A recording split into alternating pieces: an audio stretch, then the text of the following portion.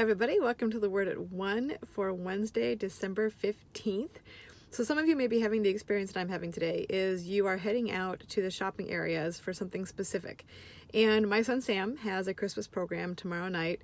And years ago, I had what I felt like was a huge parent fail.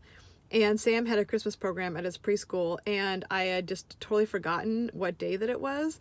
And so he was the only kid to have shown up in basically like a t-shirt and shorts, which was fine in Arizona because it was like, 70 degrees, even in December, which actually Virginia is at the moment. It's about 60 degrees. So my son was in a t-shirt and shorts and standing up there on the Christmas program. And I remember thinking to myself, I am just really failing today. I'm really failing. Every other kid had all these cute outfits. And I really felt like I had really let my son down, that everybody else had these cute outfits, and here he is in his t-shirt and shorts. And I think they were even blue, so it wasn't even Christmas colors. Like, it wasn't even close. So this year, of course, years later, I am wanting to correct that particular mom fail, and I am braving a store to go in and find Sam a shirt for his Christmas program. And I know that there's a thing called first world problems. This is first world problems is, okay, how am I going to find a shirt for my son for his Christmas program?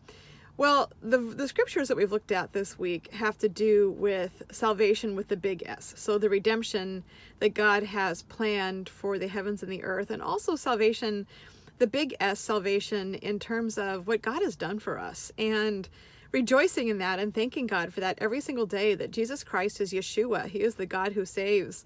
And so many prophets in the Old Testament were looking forward to that day when the Messiah would come and bring God's salvation. And that salvation was even deeper and stronger than they could even imagine. That it wasn't just salvation from earthly enemies or from difficulties in this life, that it was salvation for all of eternity and being set free. And this opened the door to heaven, and it opened the door to communication with heaven. And in Psalm 102, the psalmist is going through a difficult time and he's crying out to God. And it's one of the Psalms of lament. So the idea of crying out to God and God hearing you. And so I was looking at that psalm this morning, that first verse of Psalm 102, "Oh Lord, I cry to you for help. May you hear my voice." And as I was driving to the store today, I thought, Lord, is it okay if I cry to you for help about a shirt for Sam's Christmas program? And I know that's silly, and I know it's small, and I know that it's something that doesn't really matter in the grand scheme of things, but I really would like a Christmas shirt for Sam to make up for my Christmas fail. And first of all, I felt the Lord say, stop beating yourself up about the Christmas fail. So that's number one. And then number two, it really was on my heart today to say, there are big things and there are small things. There's the big S, the big salvation of eternity and being secure in the Lord. And there's the little S's, the little salvations that we kind of need every day. Saving from ourselves, saving from our fears, saving from our concerns and our worries. And those can be really big things that you may be facing today. And they can be really little things. And I am praying for God to hear my cry for help, even right now as I wait to go in a store. And that's a very little S, little thing, small thing.